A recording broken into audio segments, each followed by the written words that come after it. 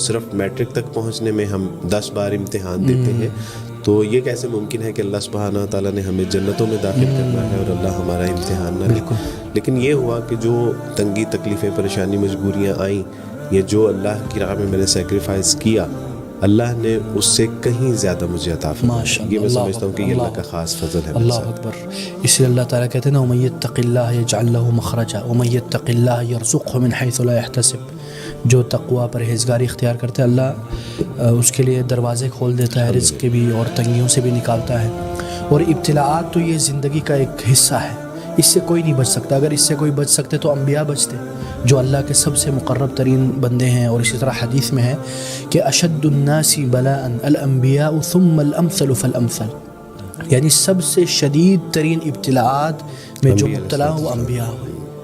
تو یہ ایک زندگی کا حصہ ہے۔ بلکہ آج کل ایک کلپ بھی ہے، وہ بھی بہت وائرل ہوا کہ سیکریفائی میں سب سے زیادہ، یعنی اب تو خیر وہ فیل نہیں ہوتا، لیکن اس وقت سب سے زیادہ جو فیل ہوتا تھا وہ بچپن کی محبت تھی۔ جو میری فیانسی بھی تھی، شادی ہونے والی تھی، تو جب میں نے ان سے کہا کہ میں اسلام قبول کرنے کے حوالے سے سوچ رہا ہوں، اچھا، تو انہوں نے کہا کہ بس یہ سوچ لیجئے کہ یا میں یا پھر اسلام۔ اچھا، تو میں نے ایک لمحے کے لیے سوچا کہ یہ بچپن کی محبت ایسے کیسے یعنی چھوٹ سکتی ہے، یا ایک دم سے یہ کیسے بدل سکتی ہے۔